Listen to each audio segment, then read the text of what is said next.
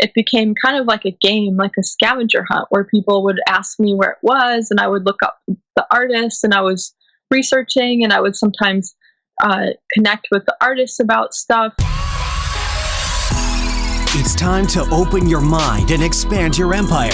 You're listening to The Ted Huff Show. Join in for stories that embrace imperfections and become the inspiration you need to achieve true greatness in your life through actionable progress in the pursuit of self-discovery, self-improvement, and self-purpose. Where will your story take you? Now let's get it started with the man himself, your host, Ted Huff. Welcome to episode 22 of The Ted Huff Show.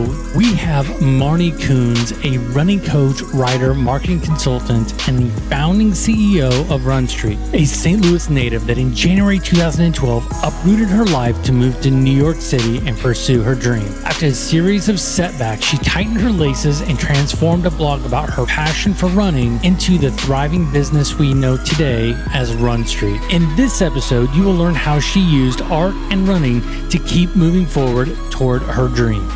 Hey Marnie, thanks for being on the show today. She described some of her time before moving to New York City and Brooklyn, being more of a country music song. Some of the things that she's had going on recently are definitely a little bit more rock and roll, or energetic, however you want to look at it. What was going on with you that made you feel like that country music had been going on? And then we'll go from there. I was born in St. Louis, and I grew up there, and I went to college in Illinois, and then when I returned to St. Louis, eventually, and when I was there, a lot of things kind of fell apart in my life, and my dog died, my grandma died, and different things were going on where I felt like it was becoming like a country song, like a sad,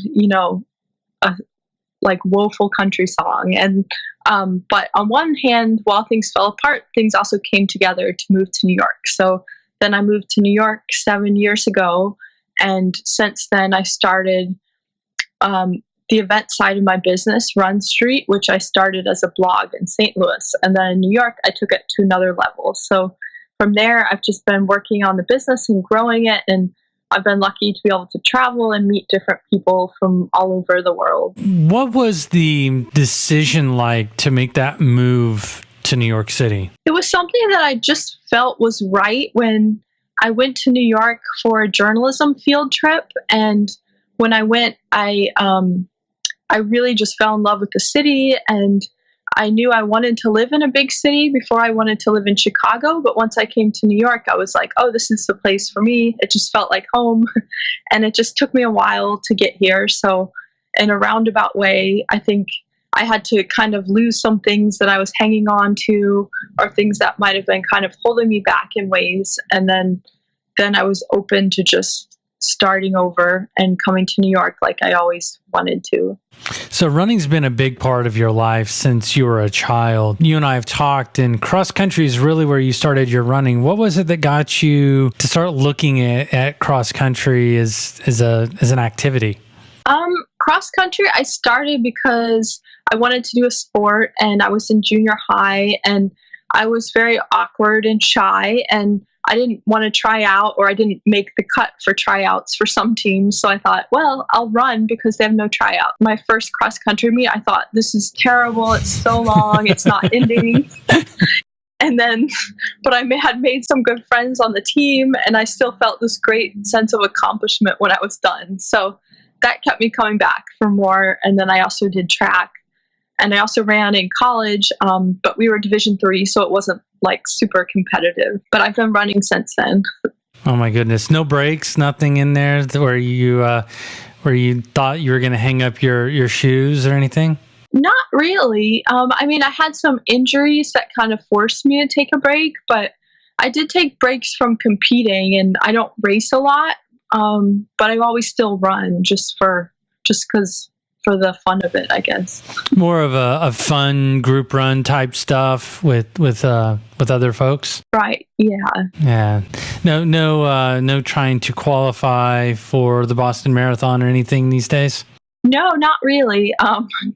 Yeah, I ran the New York Marathon, and I think that was enough for me for a while of marathons. It was a great experience, but I was injured for a long time after that. And then since then, I've done it more on a fitness level and for art runs for fun. Before moving to New York City, you mentioned going through a bunch of different difficult times. But once getting to New York City, I can't imagine that everything went perfectly wonderful. Sunshine, rainbows, unicorns, everything just aligned perfectly. There had to be a couple points where you just felt like you were at that breaking point and you're like, maybe I just need to move back to St. Louis. I definitely had times where I questioned my sanity because things were very difficult in New York. And I think moving to New York without a job was not the smartest plan. So I bounced around with different living situations and different roommates and different jobs. And I did a lot of things like part-time and walking dogs and freelance writing. And I think at one point I went through a breakup and I had someone, my ex, we had been living together, and then from there, I had also lost my job in New York as a journalist, and I didn't really have much to fall back on, and I thought I might have to move back to St. Louis, and it was a very bad breakup on top of things, and he was like stalking me, and so it was very crazy, and I went home for a while to my parents' house. I went for about a month, and in that time, I was starting to wonder if I should even come back, because I had moved so many times in New York and I'd done so many jobs, and I felt like this person had kind of taken the little foothold I had and knocked me out of it in a way. But I did find a place and I came back to New York and I moved again. And so I've moved about 17 times, I think, in New York. Wow. In 7 years, you've broken my record. Yeah, I think I've probably broken a lot of people's record, even my own. My whole life until then, I never moved that many times. That was a lot. That was the only time I thought I might have to stay in St. Louis. But other than that, I always thought, if it doesn't work out, I'll try somewhere else. Moving 17 times, what have you learned from each one of those moves? That's a good question. I would say I learned a lot about people because I had different roommates and I lived in different neighborhoods. I learned a lot about New York because I lived in different parts of Manhattan and then different parts of Brooklyn. So I kind of learned, I guess, the different communities and different neighborhoods. I learned about them and just about local things or things to do. And I learned the trains pretty well because I lived off so many different train lines. So I guess geographically I learned a lot. And then also I learned about different people and different issues people had, and sometimes things I never would have thought about, that some people were dealing with different mental health issues or just different compatibility with roommates. As you'd mentioned before, Runstreet started out as a blog in St. Louis. You brought it with you to New York City. How did it transform into what it is today? I mean, what kind of give us an understanding of that kind of transformation that it went through? Now, I think you have one coming up, in Seattle soon? Yeah, we just had one in Seattle. Oh, just had it in Seattle. I see. I'm already behind the curve.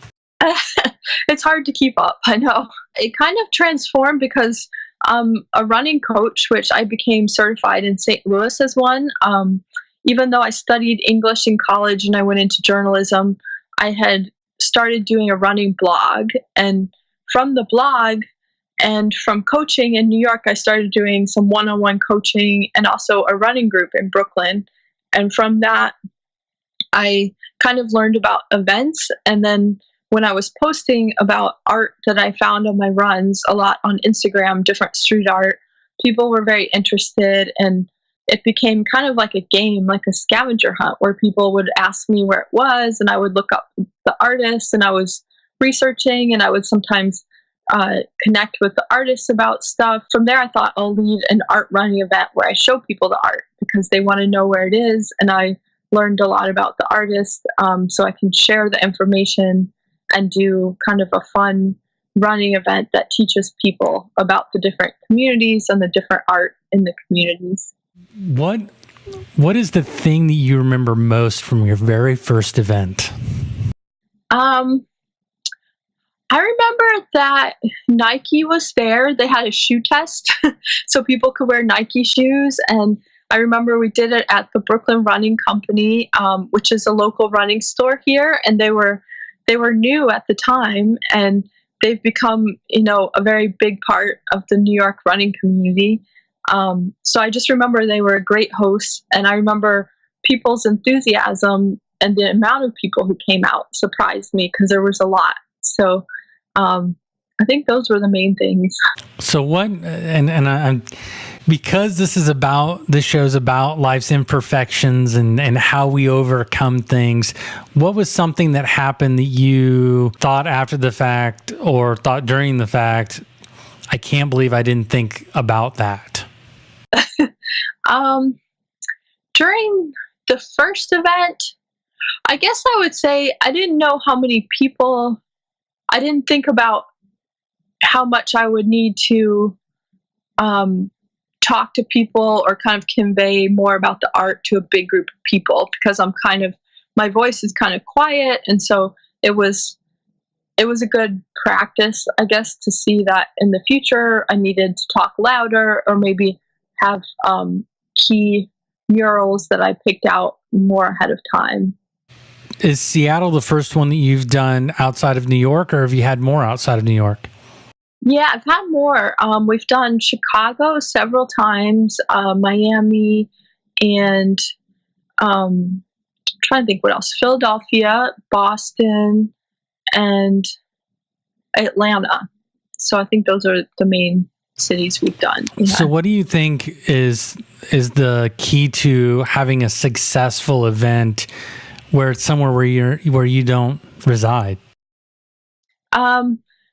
I think that the key is working with people locally and also doing a lot of research and finding, good partners to do it with. So a lot of times we partner with local art museums or local businesses like a coffee shop or an art gallery. And by partnering with people who are also excited about it, then they can cross-promote it and also help give us ideas about, if it's an art museum, about artists that they work with locally.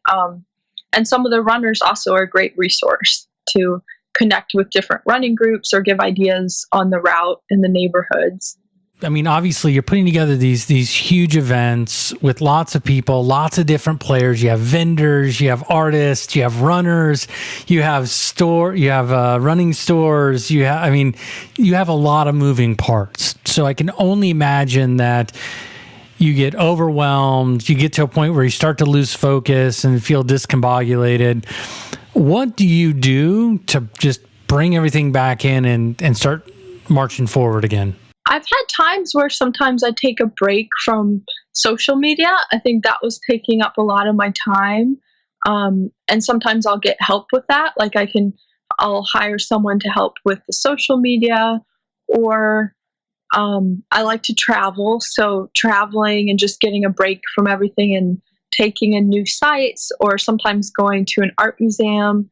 It helps me relax and kind of have fresh energy for when I come back. Wow, you actually said nothing what I was expecting. I was expecting you to go, well, you know what I do is that I put on my headphones and I go for a run. That's what I expected. I do that too, yeah. So within the last, obviously this has grown over the last 7 years. But what do you think, or is there a belief, a habit, or a behavior that you have changed recently, in the last 3 years or so, that you feel has helped you accelerate your mission? I think a habit I've changed is becoming more predictable and planning. I've always been pretty spontaneous and sometimes unpredictable, and so I had to learn that I need to plan ahead, up to planning a whole year ahead, and sometimes a couple years. So that's helped me a lot with growing and with identifying when I need to get help or who I need to get help from or who I need to partner with. Because the old me was like kind of a free spirit where I was just go wherever the wind takes me. But I realized I had to make some commitments to events and to places and people by planning ahead. So I think that's helped a lot. With coaching running, what do you see as the most common thing when you're coaching somebody? Somebody comes to you and says, "Hey, Marnie, I feel like when I run, I look like Elaine from Seinfeld when she's trying to dance." How do you help somebody who feels that their run or their stride or how they run is so out of whack? Where do you start with that? I usually, with beginners, I'll take a video of them running so they can see it, and then I can physically show them from the video things that they could improve. But I think a lot of it's confidence, and a lot of beginners, they don't have the confidence. So having a coach to kind of reassure them that, like, you know, you're on the right path and you can make some changes, but you're not as bad as you think. And, you know, there's nothing that you can't work on. And so just having someone there to remind you that and kind of give you some pointers, I think that helps a lot with beginners, because a lot of it, people are very self-conscious as beginners. So it helps to have someone there with you and not feel like everyone's watching you. So what would be one of the most common misconceptions about running? Because a lot of folks listening or watching may not be runners, may are thinking about, hey, maybe I should start running. Maybe in the back of their mind, they're going, you know, I want to do either a 5K or a 10K or a half marathon, whatever it might be. What are some common misconceptions about getting started running that they should keep in mind? I would say that generally what your natural running form is, a lot of times that's correct because it kind of is natural for people to run. So that is a misconception that there's one way to run. There's not one right way to run. It's like a gray area of things that you can work on and improve. But overall, if you're able to run and you don't get injured, then that's usually the most important thing. So if your form looks a little different than someone else's, then it's nothing to get too worried about. So that's a common misconception. Also, people don't realize how important the running shoes are. So getting the right running shoes is also important because we all have different gaits and foot strikes, and sometimes... So you don't just go for the ones that you like the color of? Right, yeah. So it's not like maybe other shoes where you're just going for the color or the style, but something that's actually works for you. And most running shoe stores are great at, fitting you and putting you on a treadmill and helping you figure out the right running shoes. You actually hit what I was going to say. So what do people do to get the right pair of shoes? So go to a running store, have them throw you up on a treadmill. Well, sorry, have you step up onto the treadmill. Throwing you on there might be a little uncomfortable, but right. get on the treadmill, walk through their process. They can help you find the right pair of shoes to get you started. Can you get started without doing that? Yeah, you can. I mean, and you might have shoes that have worked for you that you already are using, but you do want to make sure you change your shoes about every 400 miles. So, and your walking counts too. A lot of people don't realize that when you're walking in your shoes, that's still wearing them down. So whether you're running or walking, if they're in your running shoes, that still counts as miles and wear. Okay. Yeah. And that's actually a good point, because I hadn't even thought about the walking miles counting, because I'm like, okay, so that would mean if you ran 3 miles a day, it'd be quite a while before you had to replace them. Well, then if you also wear them casually, you have to think in consideration that. And if you're getting in your 10,000 steps, that wears a lot faster. Right. Yeah. And that's one of the most common things is people, they don't change their shoes, and that could be one of the most common reasons they get injured. Do you see more injury from shoes that are worn out, or do you see more injury from something else? It's usually a combination, maybe half and half, but some people Yeah, a lot of people have the wrong shoes if they've just been running on their own, or they have never been to a running store. They don't have good running shoes for them, so that can be common. And other people, it's more just like mechanical or physical issues that they might have, something that's putting extra pressure on their knee, or maybe if they're overweight, sometimes that can cause extra pressure on the joints, and or it might be a past injury from sports growing up in school, and that can be aggravated from running. So it could be a combination of things. So which business book do you think has helped you the most in your journey? I would say The School of Greatness by Lewis Howes. I read that, and that was at a time when I was really getting Runstreet going. It was maybe 3 years ago, and it was when I was pretty new with the art runs, and it gave me inspiration for being an entrepreneur and kind of following your passion. And then there's also business books like The 4-Hour Work Week, or And you're hitting like all the like pillars of the modern entrepreneur, right? So you've got Right. The 4-Hour Work Week by Tim Ferriss. I remember buying the book, and it was when it first came out. I went and bought the book, and I'm like, this is awesome. And now today I use that philosophy so much. That's great. With I'm still working on it. It's hard because you get into this pattern of, I want to do it because I want to understand how it's done, and I want to make sure it's done the way that I feel comfortable with.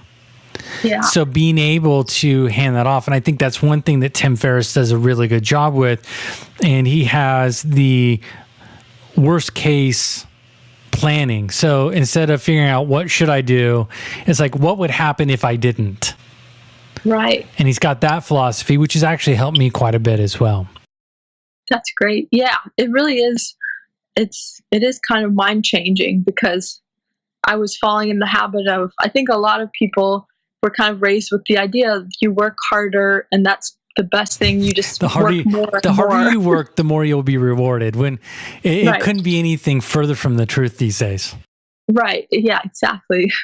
So what did you take the most out of? I mean, you mentioned Lewis Howes' book. I mean, that's a relatively new book. What was it that you took out of it? If you had to pick one thing that you took out of it that was a big item for you, what would it be? Here's someone around my age who also was an athlete, and then but that the athlete, it didn't work out for him because of injury, and then how he was able to bounce back and create something new, and something totally different, but in the business realm, and still incorporate a healthy lifestyle, and then see that things don't always turn out the way you expect, and then how you can bounce back and really do well after that. Is there any other tip that you would want to give folks before I get into our 3 tactics for a better life? For running, or anything. Okay. Anything. This is about you and your journey and your experiences. So anything that you want to make sure that other people can hear.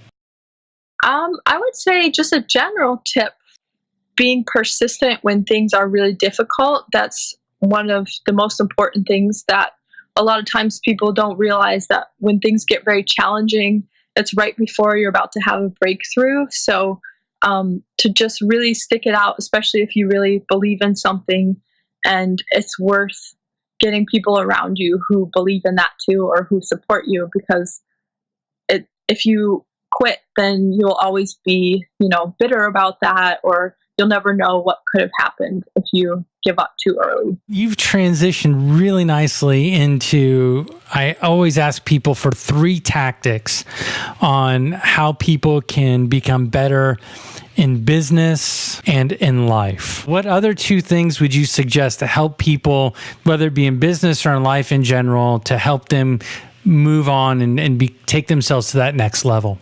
Another important thing is focus. So once you identify what you really want to do, to really keep your focus on that, and do what you need to do. If you need to write out your goals or write out your big goal and then the steps to get there. And for me, I make a to-do list every day too, so that I check off the things that these will help me in my business or these are the things I need to do for the business. And because there's so many distractions, I think it's easy to get thrown off course. And I had a problem for a while where I would just get sucked into social media. And then I realized like my actual business, nothing is getting done. So I had to refocus and make these lists for myself and also with people that I work with, doing Google Docs and things like that. So I think staying focused would be another one of my big tips. And number 3, we got the last one. What do we got? Number 3 would be connecting with people. I think a lot of times we don't realize how important it is to network with people and to be open to connecting with people and learning from other people, because even if they do something completely different, usually you can learn something from them and you might be able to teach them something also. So I would say kind of valuing your relationships with other people and valuing other people. Awesome. Before we let you go, what is the best way for people to find out about a Runstreet event? If there's going to be one near them, how do they get one near them? You know, I've already hit you up one time. I want one here in Phoenix, so we got to figure out how to do that. But what is the best way for people to reach out to you? The best way would be to email Marnie@runstreet.com. You can also send me a message on Instagram through the Runstreet Instagram. I check that a lot, so that works. And yeah, I would love to hear from people who want it in their cities. And we also have a list of our events on the Runstreet website. So it's runstreet.com/events. That's probably the most direct way to see what cities we're going to be in next. Well, Marnie, I appreciate it. We've had a lot of fun getting this scheduled. Thank you for having me. I appreciate it. That's it for this episode of The Ted Huff Show. But we know you're wondering where you go from here.